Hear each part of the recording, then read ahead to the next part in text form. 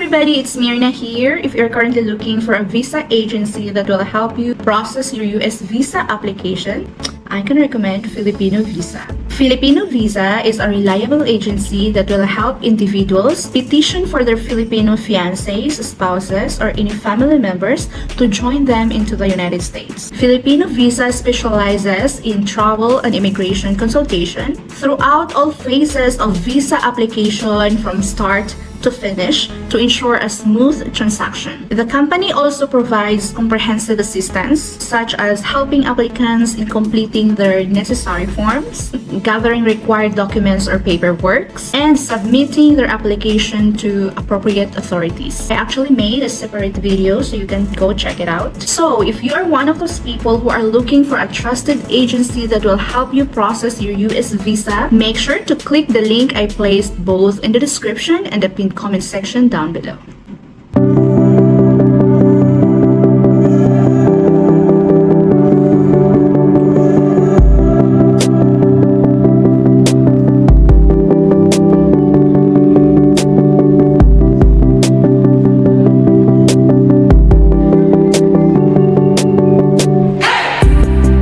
What's up guys, welcome back to my channel. It's Mirna here, and in my previous video I was sharing to you about my whole flight journey from the Philippines to the USA, and some questions were asked following that regarding my visa requirements and procedures, the time frame for booking the flight itineraries to the USA, and other stuff. And to summarize some important highlights to note in connection to those concerns and questions, today I will be talking few things Filipino immigrants should know before relocating to the United States. And at the end of this video, I hope you can gain insights and understanding about the visa application process, familiarize yourself with the required documents to bring before your flight to the US, required paperwork to present, and the possible waiting times. Disclaimer, this is just based from my own personal experience,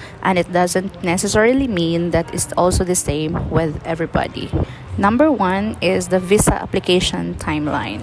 So the entire process for my immigrant visa application took me over 2 years. Yes, 2 years.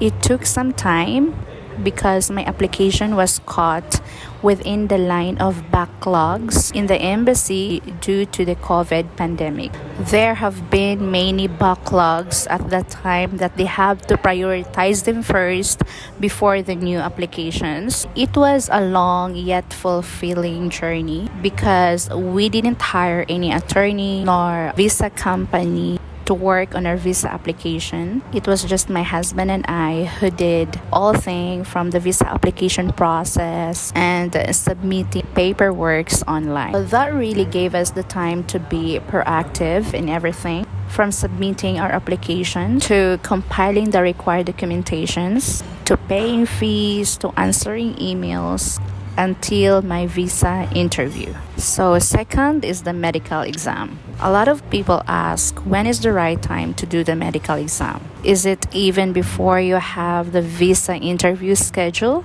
Well, in my case, I only booked for the medical exam in St. Luke's when I already received an email from the embassy that includes the list of instructions and guidelines to do prior to the interview. And one of those instructions include a guide how to book a medical exam appointment in St. Luke's. Also, I only book it when I already have my visa interview schedule. When I book, I choose the appointment date, which was 2 weeks prior to my visa interview schedule, so that will give me ample time to prepare myself also for that exam, also to give some time if there was any kind of unforeseen problems during the medical exam. So my appointment was 2 weeks prior to my visa schedule date. Next is booking a flight to the USA. So this is also one of the questions that is asked by many of the US visa applicants, or even the people who are just, inquiring online that saw my video. When to book a flight to the USA. So in my case, again, the only time that me and my husband booked for my ticket to the USA was after my US visa interview. The thing is, after the US Embassy officer will be done asking you questions, on the day of your in-person interview, they would then tell you whether you are approved for the US visa or not, or if ever they will ask more requirements from you to submit. So, if you get approved, you can then plan ahead and look for different US flight options online according to your needs. And I suggest you book your flight ticket yourself so you can save some cash compared to having an agent to book for you. However, it is still your personal preferences, however you want to do it. Now, this one is very interesting. This is my personal offload story, and I never told anyone about this, excluding my close families. So, this is my personal offload experience story for my flight to the USA for the first time. And this is something that I don't want any of you guys to experience, especially if your flight is coming already. As I have mentioned earlier, it was just us who processed our whole visa application from start to finish, and not through any visa company or agency, right? So what happened was, on the day of my flight, I arrived in the airport 4 hours prior to my flight schedule. Then I went straight to the check-in counter. So the flight attendant in the check-in counter asked me to present my documents, which I was confident of showing it because I knew to myself I had all the required documents I needed to present. I knew to myself I had all the required documentations I needed before flying. The flight attendant checked everything, and lastly they asked me, "Where is your CFO?" Myself, I was confused because I didn't know what it was, and I didn't even know where to get it from. Because the thing is, that document was not listed in the embassy requirements that they emailed to me, nor it was not mentioned by the embassy officer after my interview that, hey, this is what you need to secure now after your visa approval. So I thought I had all the requirements at hand already. So to cut the story short, I couldn't board the flight because I have that amazing document that I need to present, and that was the only missing document that I didn't have. Though the flight attendant cleared me and let me go to the immigration counter, still the immigration security officer was asking for it, and eventually they won't let me board without it because it was their requirement. They gave me instructions that this is what you're gonna do, this is where you're gonna get it from. So I had no choice but to cancel my flight. Though they gave me instructions on how to get it, so I give myself 2 weeks, I think, after that day, so I can work on that CFO certificate. Just to give you an idea what it is, let me just share to you about it, so guys, you will not be able to fall into the same story that happened to me. So what is CFO?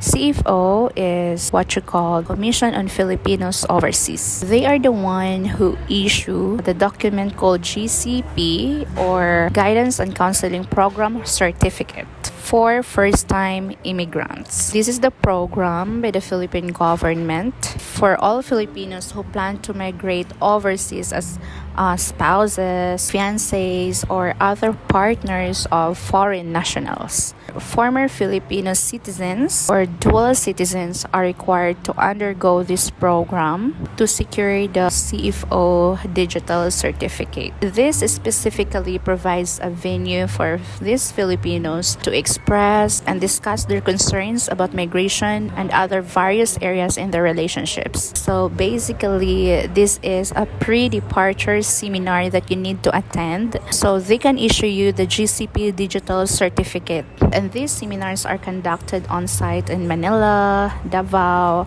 or Cebu satellite offices. You need to make a reservation and registration online to secure an appointment. You can also look it up online for more information. Yes, this certificate was actually the reason that I was offloaded in that flight going to the USA, but thankfully I was able to secure it. Within 1 week I was able to get the appointment slot.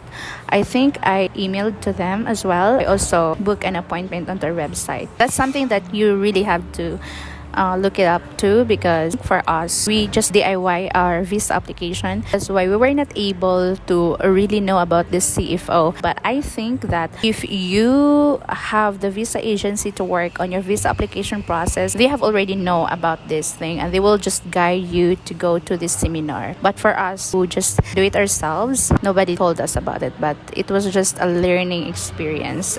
And yes, so yeah, please don't miss out on that one, because honestly nobody talked about it when I look it up online after that day, after that happened. Next and lastly, arriving in the USA. Coming to the USA means adjusting and adapting to a new culture, language, lifestyle, weather, or even foods. That all are given, especially coming from Asian countries, the Philippines, where we grow up and used to doing the things that we know how. But here's one thing that I had hard time to do it when I arrived in the USA: converting currency. Every time I purchase something, I always convert the dollar price to Philippine peso every time, which always give me a heart attack. But true enough, we must put in mind that we are in a place where dollar is the currency and not a Philippine peso. And I know you're not gonna be able to avoid it, converting dollar to Philippine peso, because we get used to buying things and doing things here with our Philippine money. But when we get into this country where different currency was being used, yes, I think wherever you are gonna be in the world or country, you will still get that habit when you are still new. But along the road, you will get to, get used to it. So, yeah, just avoid na lang, because it's gonna give you really a hard time to purchase something, especially if you think, oh, this is expensive lagi. And in Philippines, this is just this price. But that is not always right to do it, because we have a different currency. So the value of our money is different from theirs, right? Also, no matter where life lead you into the US, don't ever forget your roots. If the Lord bless you in the place where you go, keep your feet on the ground and your eyes on God alone. Always remember that nothing is permanent in this world, and change is the only thing that is constant. I hope you guys have learned something in this video. May your US visa application process go very well. Always remember that everything has its own timeline, and learn to be patient while waiting. So if there's any questions you want to ask me, don't hesitate to comment it down below in the comment section. If you like this video, please give this a thumbs up and subscribe to my channel to stay connected. So that's it. Thank you for watching. Till next time. Bye.